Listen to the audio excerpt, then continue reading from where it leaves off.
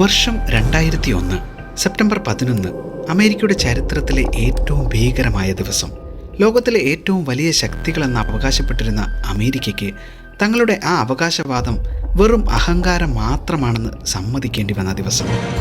It's 8:52 here in New York. I'm Bryant Gumbel. We understand that there has been a plane crash on the southern tip of Manhattan. You're looking at the World Trade Center. We understand that a plane has crashed into the World Trade Center. We don't know anything more than that. We don't know.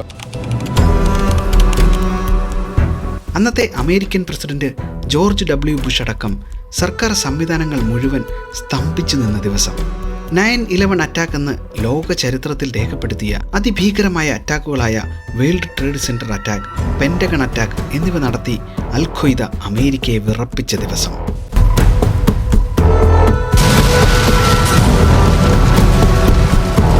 രാജ്യം മുഴുവൻ ഭീതി പരന്ന ആ കറുത്ത ദിവസം. ആ ദിവസത്തിൻ്റെ കഥയാണ് നമ്മളിന്ന് കേൾക്കാൻ പോകുന്നത്. എല്ലാ കൂട്ടുകാർക്കും ഹിസ്റ്റോമീറ്ററിലേക്ക് സ്വാഗതം.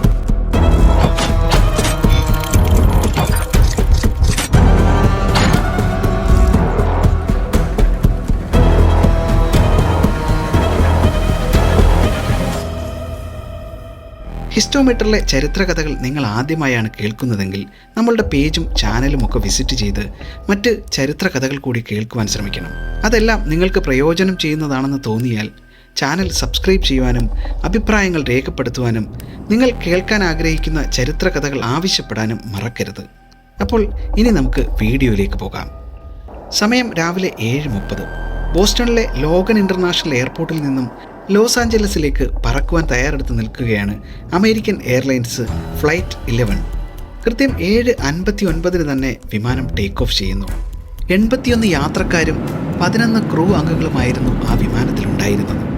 ഏതാണ്ട് 8:14 ആയപ്പോഴേക്കും വിമാനം അതിൻ്റെ ക്രൂയിസ് ആൾട്ടിറ്റ്യൂഡിലെത്തി.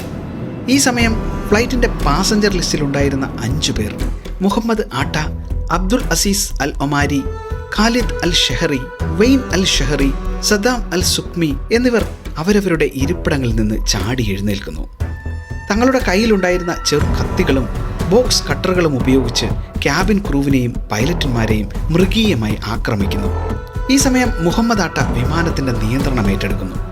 ഇയാൾ പൈലറ്റ് ലൈസൻസ് ഉള്ള ഒരാളായിരുന്നു. പെട്ടെന്ന് തന്നെ അയാൾ വിമാനത്തിൻ്റെ ദിശ തിരിക്കുന്നു. വിമാനം ലോക വാണിജ്യ സാമ്പത്തിക കേന്ദ്രമായ വേൾഡ് ട്രേഡ് സെന്ററിനെ ലക്ഷ്യമാക്കി നീങ്ങുന്നു.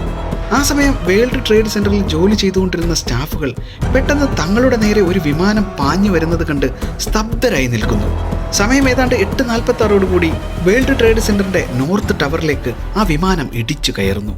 അതൊരു സാധാരണ വിമാന അപകടം എന്നതിലുപരി മറ്റൊന്നും അമേരിക്കൻ സർക്കാരോ അവിടുത്തെ ജനങ്ങളോ ചിന്തിച്ചിരുന്നില്ല.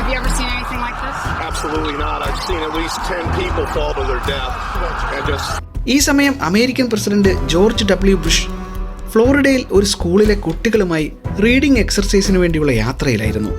ഈ സമയം അദ്ദേഹത്തിൻ്റെ പേഴ്സണൽ സ്റ്റാഫുകൾ ഈ വിവരം അദ്ദേഹത്തെ ധരിപ്പിക്കുന്നു. അപ്പോൾ ജോർജ് ബുഷ് പറഞ്ഞത് ഇതൊരു പൈലറ്റ് എറർ ആകാമെന്നാണ്.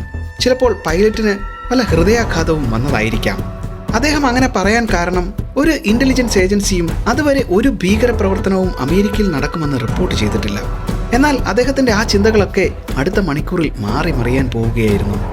സമയം ഏതാണ്ട് 9:03 ആയപ്പോഴേക്കും US എയർവേസിൻ്റെ ഫ്ലൈറ്റ് നമ്പർ 175 വേൾഡ് ട്രേഡ് സെന്ററിൻ്റെ സൗത്ത് ടവറിലേക്ക് ഇടിച്ചു കയറി. രണ്ടാമത്തെ ആക്രമണം നടന്നതോടുകൂടി ഇതൊരു അപകടമല്ല, മറിച്ച് ഒരു തീവ്രവാദ ആക്രമണമാകാമെന്ന് അമേരിക്കയ്ക്ക് മനസ്സിലാവും.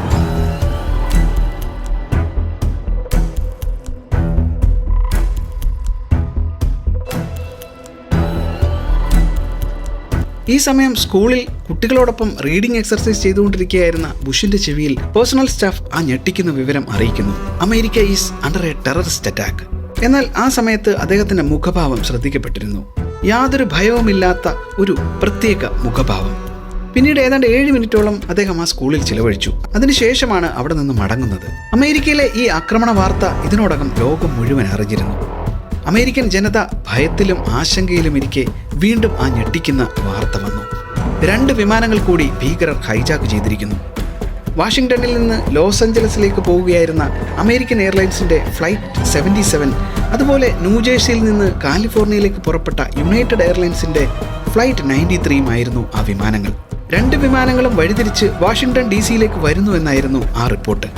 ഈ വാഷിംഗ്ടൺ DC എന്ന നഗരത്തിൻ്റെ പ്രത്യേകത അമേരിക്കയുടെ തലസ്ഥാനവും അതുപോലെ അമേരിക്കൻ ഫെഡറൽ ഗവൺമെൻറ്റുമായി ബന്ധപ്പെട്ട എല്ലാ പ്രധാനപ്പെട്ട സ്ഥാപനങ്ങളും അവിടെയാണ് ഉള്ളത്.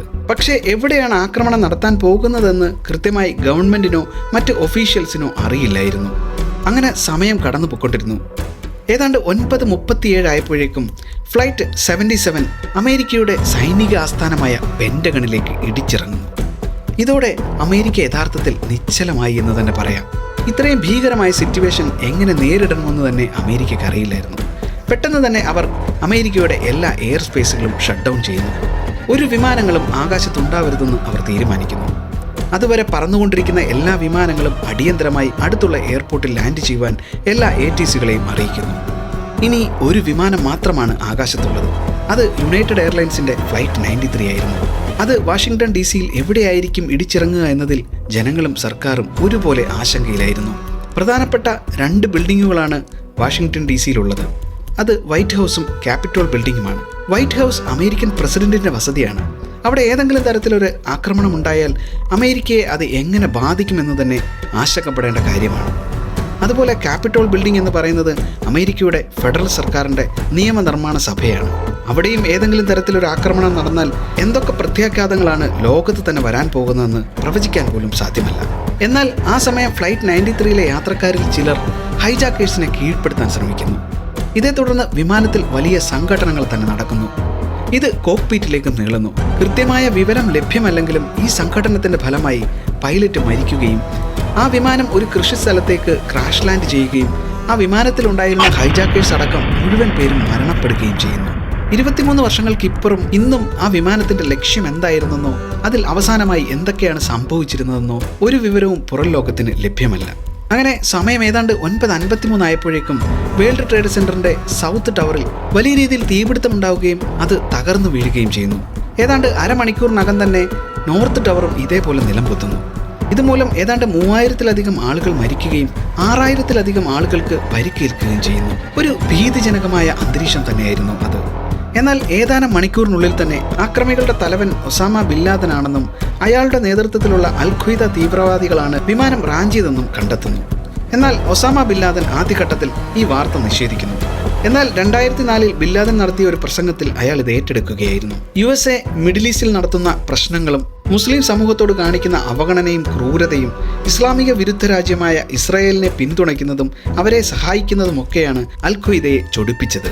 ഇതിന് പ്രതികാരമായാണ് വേൾഡ് ട്രേഡ് സെന്റർ ആക്രമിച്ചതെന്നാണ് ബിൻ ലാദന്റെ ന്യായീകരണം. പിന്നീട് അമേരിക്ക ഇതിനെക്കുറിച്ച് വിശദമായ അന്വേഷണം നടത്തുകയും തോമസ് കെയ്ൽസിന്റെ നേതൃത്വത്തിലുള്ള 10 അംഗ അന്വേഷണ കമ്മീഷൻ റിപ്പോർട്ട് പുറത്തുവിടുകയും ചെയ്തു. ഈ റിപ്പോർട്ടിൽ പറയുന്നത് അറ്റാക്കിന്റെ ചീഫ് ആർക്കിടെക്റ്റായിട്ടുള്ളത് KSM എന്നറിയപ്പെടുന്ന ഖാലിദ് ഷെയ്ഖ് മുഹമ്മദ് എന്ന പാകിസ്ഥാൻ തീവ്രവാദിയാണെന്നാണ്. 1964-ൽ പാകിസ്ഥാനിലെ ബലൂചിസ്ഥാൻ പ്രവിശ്യയിലെ കുജോർ ജില്ലയിലാണ് ഇയാൾ ജനിക്കുന്നത്. വിദ്യാഭ്യാസം കുവൈറ്റിലായിരുന്നു. പിന്നീട് 1980-കളിൽ ഇയാൾ അമേരിക്കയിലെത്തുന്നു. നോർത്ത് കരോളിന സ്റ്റേറ്റ് യൂണിവേഴ്സിറ്റിയിൽ നിന്ന് എഞ്ചിനീയറിംഗ് പഠനം പൂർത്തിയാക്കുന്നു. പിന്നീട് ഇയാൾ മതപഠനത്തിൽ ശ്രദ്ധ കേന്ദ്രീകരിക്കുന്നു. മതത്തിന് മേൽ കടന്നുകയറുന്ന എന്തിനേയും അവസാനിപ്പിക്കണമെന്ന തത്വശാസ്ത്രത്തിന്റെ ഫലമായി അൽ ഖ്വയ്ദ എന്ന സംഘടന രൂപീകരിക്കപ്പെടുന്നു. യാദൃച്ഛികമായി ഒസാമ ബിൻ ലാദനുമായി പരിചയപ്പെടുന്നു. പിന്നീട് അങ്ങോട്ട് അനവധി തീവ്രവാദ ആക്രമണങ്ങൾ കൊണ്ട് ലോകത്തെ വിറപ്പിക്കുവാൻ തുടങ്ങുന്നു. അവസാനം വേൾഡ് ട്രേഡ് സെന്റർ ആക്രമണം വരെ അത് എത്തി നിൽക്കുന്നു. 2003-ൽ ISIയുടെ ആഭ്യന്തര ചാര സംഘടനകൾ അമേരിക്കയ്ക്ക് ഒരു രഹസ്യ വിവരം കൈമാറുന്നു. നിങ്ങൾ അന്വേഷിക്കുന്ന അൽ ഖ്വയ്ദ നേതാവ് ഖാലിദ് ഷെയ്ഖ് മുഹമ്മദ് പാകിസ്ഥാനിലെ റാവൽപിണ്ടിയിൽ ഒളിച്ചു താമസിക്കുന്നുണ്ട് എന്നായിരുന്നു ആ രഹസ്യ വിവരം. ഇതിനെ തുടർന്ന് റാവൽപിണ്ടിയിലെ റാവൽ ടൗണിൽ നിന്ന് പാകിസ്ഥാന്റെ ISI അഥവാ ഇന്റർ സർവീസ് ഇന്റലിജൻസും അമേരിക്കയുടെ CIA അഥവാ സെൻട്രൽ ഇന്റലിജൻസ് ഏജൻസിയും സംയുക്തമായി നടത്തിയ ഓപ്പറേഷനിലൂടെ ഇയാൾ അമേരിക്കയുടെ പിടിയിലാവുകയായിരുന്നു. Well, there is a major breaking story right now. The U.S. reaching a plea deal with some of the accused plotters of the 9/11 attacks on America over 2 decades ago. പിന്നീട് ഇയാളെ കോടതി നടപടികൾക്ക് ശേഷം Guantanamo bay എന്ന ജയിലിൽ അടയ്ക്കുകയും ചെയ്തു. ഇന്നും അയാൾ ആ ജയിലിൽ കഠിന ശിക്ഷ അനുഭവിച്ചുകൊണ്ടിരിക്കുകയാണ്. പിന്നീട് ഒസാമ ബിൻ ലാദനെ കീഴ്പ്പെടുത്തുന്നതിനായുള്ള ശ്രമങ്ങളായിരുന്നു അമേരിക്ക നടത്തിയത്. ഖാലിദ് ഷെയ്ഖ് മുഹമ്മദിനെ ചോദ്യം ചെയ്തതിലൂടെ അബു അഹമ്മദ് എന്ന ഒരു സന്ദേശവാഹകൻ ഒസാമയോടൊപ്പം പ്രവർത്തിക്കുന്നതായി അമേരിക്ക മനസ്സിലാക്കി. അയാളുടെ പാകിസ്ഥാൻ ബന്ധങ്ങൾ അമേരിക്ക മനസ്സിലാക്കുവാൻ തുടങ്ങി. തുടർന്ന് ഫോൺ സിഗ്നലുകൾ ട്രാക്ക് ചെയ്യുവാൻ ആരംഭിച്ചു. 2010-ൽ CIA അബു അഹമ്മദ് താമസിക്കുന്ന ബോട്ടാബാദിലെ ഒരു വലിയ കോമ്പൗണ്ട് കണ്ടെത്തി. ഈ കോമ്പൗണ്ടിൽ ഉയർന്ന മതിലും അനേകം സുരക്ഷാ സംവിധാനങ്ങളും ഉണ്ടായിരുന്നു.